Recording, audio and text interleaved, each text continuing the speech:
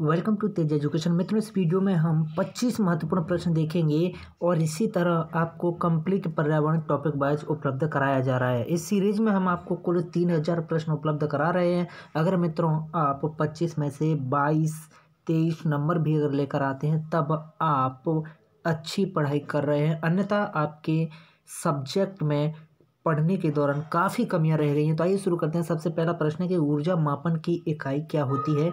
अर्ग, joule, calorie या फिर ये सभी ऊर्जा मापन की इकाइयाँ हैं। तो मित्रों अर्ग, कैलोरी और जूल ये तीनों ही ऊर्जा मापन की इकाइयाँ हैं, अतः ऑप्शन डी इसका सही जवाब है। आप क्या है, आपके अनुसार आंसर क्या है, तो वो भी आप कमेंट करते जाएं। साथ ही साथ आपको पर्याप्त समय भी मिल रहा है।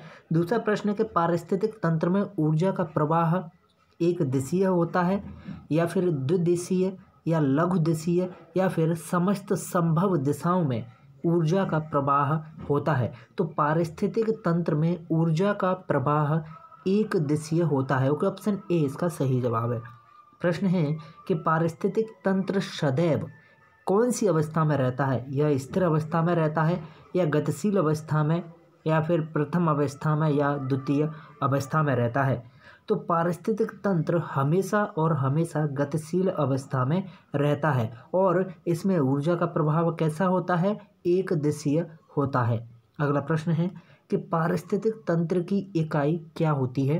कार्यात्मक, गतिशील, स्थिर या फिर कोई नहीं? तो पारिस्थितिक तंत्र एक कैसी इकाई होती है? तो पारिस्थितिक तंत्र मित्रों एक कार्यात्मक इकाई होती है। ओके, ऑप्शन ए इसका सही जवाब है।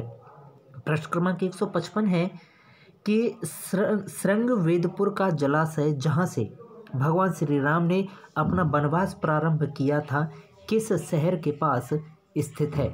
इसका सही जवाब है ऑप्शन बी के इलाहाबाद के निकट स्थित है। काफ़ी महत्वपूर्ण प्रश्न है। अगला प्रश्न है प्रश्न क्रमांक 156, देखिएगा कि पंपासार तालाब जिसका विवरण रामायण में है किस जिले में स्थित है?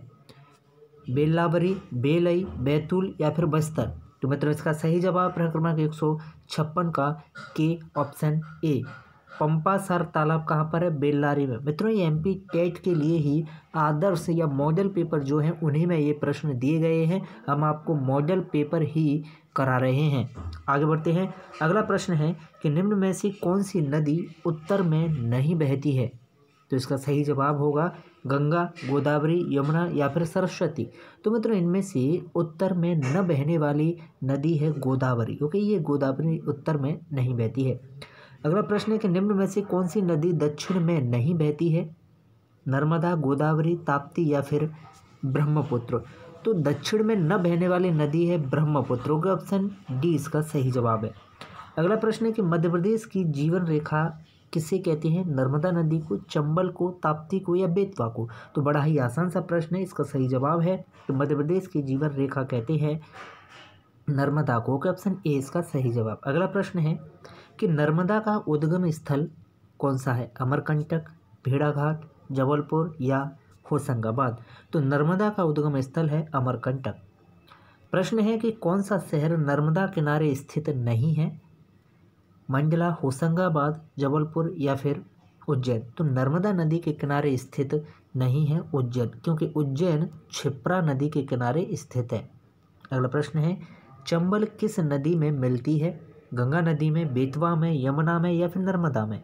तो मित्रों चंबल नदी मिलती है यमुना नदी में। ऑप्शन बी इसका सही जवाब है। अगला प्रश्न है कि गांधी सागर बांध किस नदी पर निर्मित है? तो गांधी सागर बांध नर्मदा पर, चंबल पर, ताप्ती पर या बेतवा पर? तो गांधी सागर बांध निर्मित है चंबल नदी पर।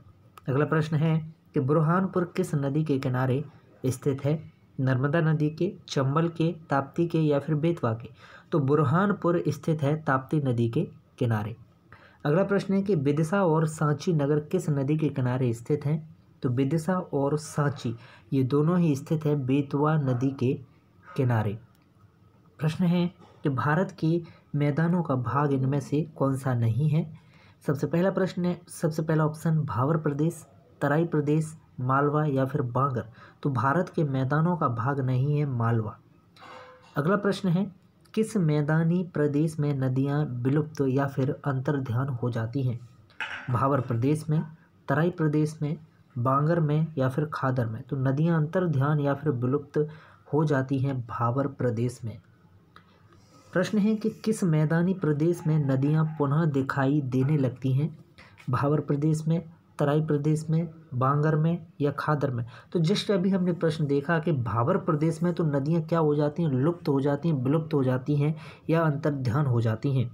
और अंतर्ध्यान होने के बाद नदियाँ पुनः दिखाई देने लगती हैं तराई प्रदेश में। ओके, ऑप्शन बी इसका सही जवाब है यहाँ पर। अगला प्रश्न है कि हिमालय के भौगोलिक वर्गीकरण का भाग कौन सा नहीं है? महान हिमालय, लघु हिमालय, शिवालिक हिमालय या पश्चिम की पहाड़ियाँ। तो मित्रों इसका सही जवाब है ऑप्शन डी कि पश्चिम की पहाड़ियाँ हिमालय के भौगोलिक वर्गीकरण के अंतर्गत नहीं आता है। प्रश्न है कि औद्योगिकीकरण का प्रारंभ कहाँ से हुआ था? इंग्लैंड से, चीन से, अमेरिका से या भारत से। तो औद्योगिकीकरण का प्रारंभ हुआ था इंग्लैंड से। प्रश्न है कि भारत में मुंबई में सूती मिल और कोलकाता में जूट मिल की स्थापना कब हुई थी? तो सूती मिल और जूट मिल की स्थापना हुई थी सन 1851 में। याद रखिएगा, सूती मिल की स्थापना हुई मुंबई में, जूट मिल की स्थापना हुई कोलकाता में। प्रश्न है कि कृषि के लिए अंग्रेजी में व्यवहारिक शब्दों का प्रयोग होता है? एग्रीकल्चर, कल्टीवेशन, फार्मिंग या ये सभी। तो कृषि के लिए अंग्रेजी में व्यवहारिक तौर पर यूज ये सभी शब्द होते हैं, एग्रीकल्चर भी, फार्मिंग भी और कल्टीवेशन भी। प्रश्न है कि कृषि प्रदेश अध्ययन में सबसे प्राचीन उपागम कौन सा है? तो कृषि प्रदेश अध्ययन में सबसे प्राचीन उपागम है परंपरागत उपागम। अगला प्रश्न है कि कारक संबद्धता के आधार पर किस उपागम में विश्लेषण किया जाता है? तो कारक संबद्धता के आधार पर विश्लेषण किया जाता है फार्मिंग पद्धति उपागम के अंतर्गत। अगला प्रश्न है डेक्कन कागज मिल की स्थापना कहाँ पर हुई थी? तो मित्रों डेक्कन कागज मिल की स्थापना हुई थी पूना में। ओके, ऑप्शन सी इसका सही जवाब है। तो मैं 100% विश्वास के साथ कह सकता हूँ कि आप इसमें 23 प्रश्न सही नहीं कर पाए होंगे 25 में से, और जिन लोगों ने किया है वो रियली जीनियस हैं। स्टडी बहुत ही शानदार, बहुत ही अच्छी चल रही है, क्योंकि इसमें काफ़ी ऐसे प्रश्न मिले थे जो कि हर बुक में आपको देखने को नहीं मिलेंगे। जैसे प्रश्न क्रमांक 175 है। ओके, इसके अलावा आप ये काफ़ी समझने अच्छा से समझिएगा इस प्रश्न को। एग्रीकल्चर, कल्टीवेशन, फार्मिंग ये सारे ही शब्द कृषि के लिए अंग्रेजी में यूज किए जाते हैं। ओके, आगे ये जो प्रश्न था प्रश्न क्रमांक 171, ये काफ़ी कठिन था। ओके, अक्सर ये किताबें में आपको नहीं मिलते हैं। तो मित्रों किन किन लोगों का स्कोर अच्छा रहा कमेंट जरूर करें, और ऐसे ही प्रश्नों के लिए कुल 3000 प्रश्न आपको उपलब्ध करा रहे हैं। आप बने रहिएगा तेज एजुकेशन टीम के साथ।